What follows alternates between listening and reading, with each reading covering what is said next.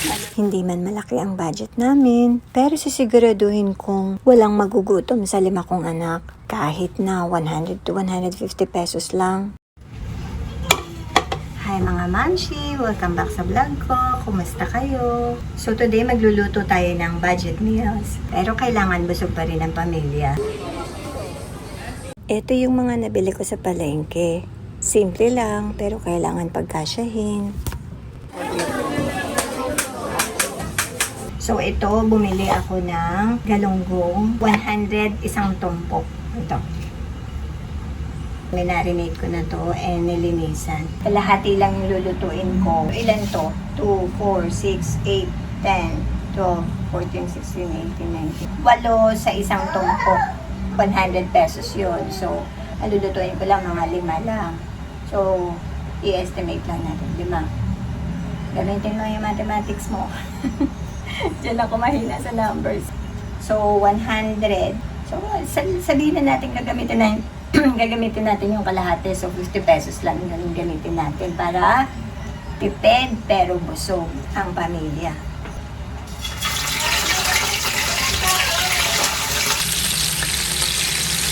Sarap to eh. Maliliit na galunggong. Malutong siya. Kahit ulo, pwede kainin eh. Ipapakita ko lang sa inyo paano ko napapagkasya yung budget para sa 5 anak.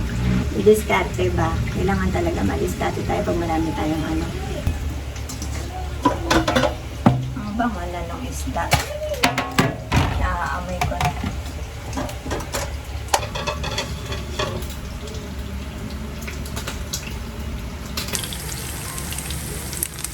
Yan naman, next natin lulutuin tortang talong. Si Kuya siya na magluluto.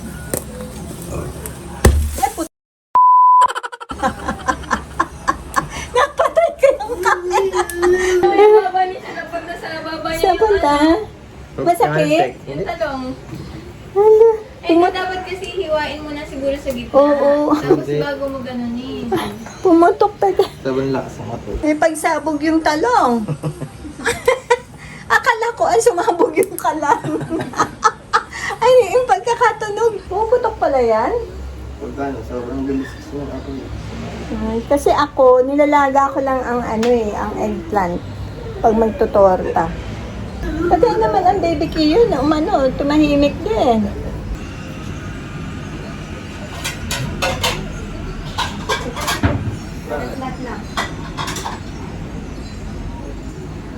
Dalawa lang yung iluto mo na na talong. Kasi siya yung may gusto magluto. Si Kuya siya yung gusto magluto ng tortang talong.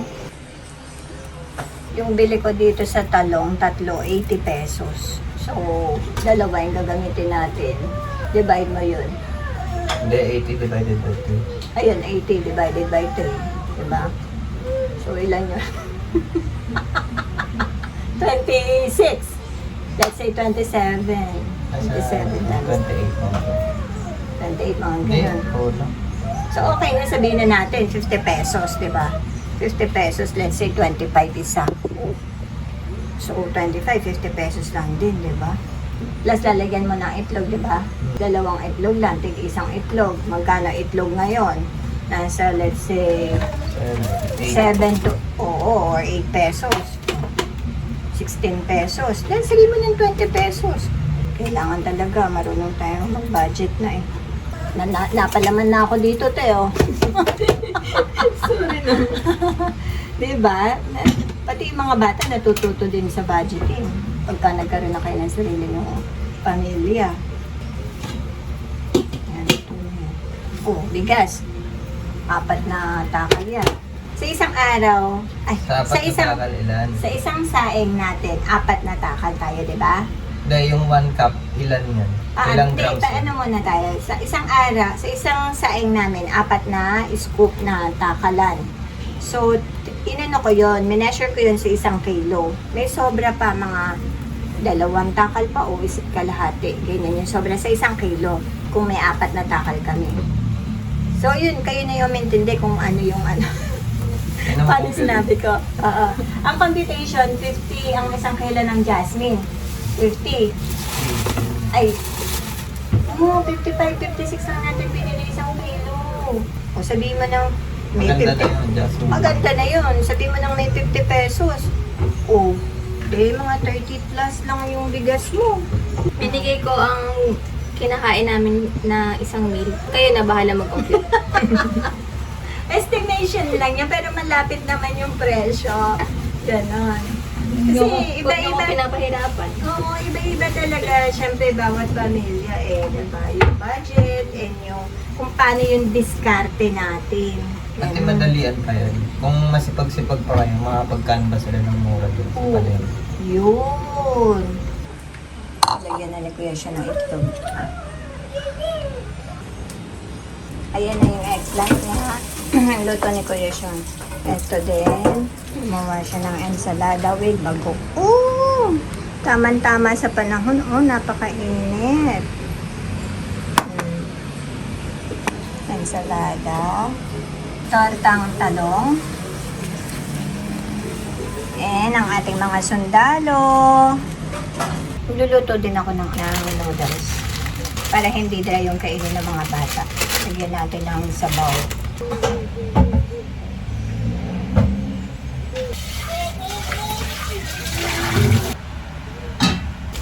So, ayan, dalawa yung gagamitin ko dito. Yung noodles. Pero, isa't kalahati lang gagamitin ko nito or titignan natin. Para kasi hindi maalat. Tsaka para mas madaming sabaw.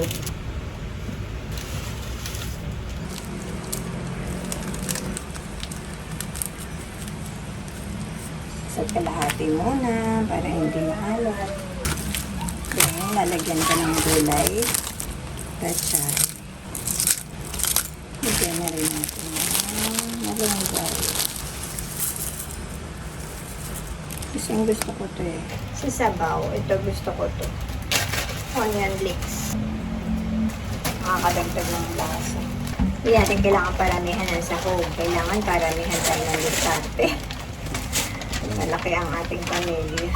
Tikman natin kung ilalahat na natin yung lalagyan natin ng patis o pangpalasa. Nakain na ha. Kulang.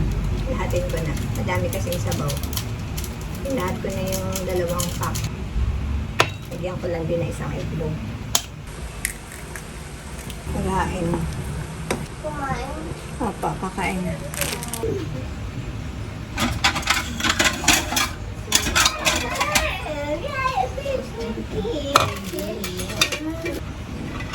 And the noodles.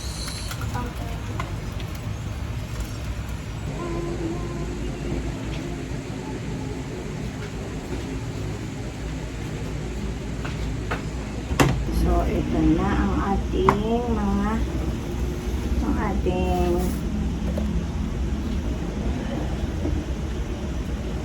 lunch na. Ay, kanin na lang. Tortang talong. Noodles. Noodles with veggie. Ensalada with bagoong. And ang ating 5 isda.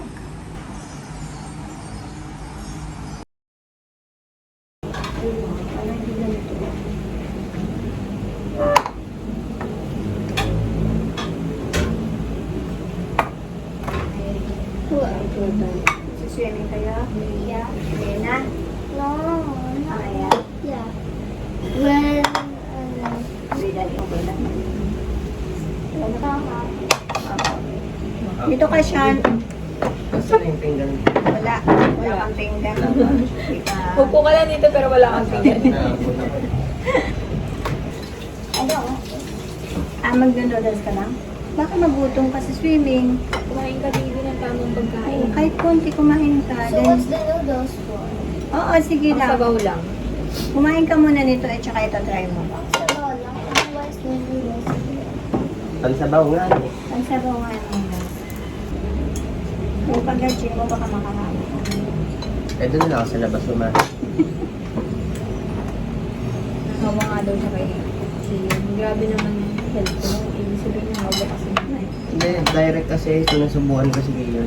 Ako nga, share kami ng kainan. Maano siya, ano siya, madali siyang mahawa dahil mahirap bagal. Pero hindi ako madali dapuan sa kanya. Mabilis na ako mahawa. Oo nga, hindi ako nakakasakit. Only when he's like with like a sick person. Ano pa ako, kumuha pa ako ng serving spoon, kinamay ko rin naman. Kumuha pa ako serving spoon, kinamay ko rin naman. Kaya nang kain. Oo, hindi sakit. Sino? Wow. Di ba, Healthy. ma? No, naman naman sa akin. Mana ka kay mama. Mana. Kung sakitin ka, mana ka sa kanya. Pag ano, malakas katawan sa kanya. Mana. Healthy Totoo katawan, naman dugo. ako sa akin din. Malinis Hindi dugo. uso sa akin yung sipon ubo. Sumasama lang pakiramdam ko pero hindi ito motuloy. Ganun din ako. So, talaga kapag ano, Oh! masarap pag mayroong itlog at ano. Ang salada. Ano ito? Itlog na kuya. Ang salada. Hilig ka pala sa itlog na pala. Ako nga itlog na sunog. Sarap ng torta. Gusto na kumain ito. Ano naman? Budget meal. Tapos sarap ng eggplant. I cook eggplant. How about the banana?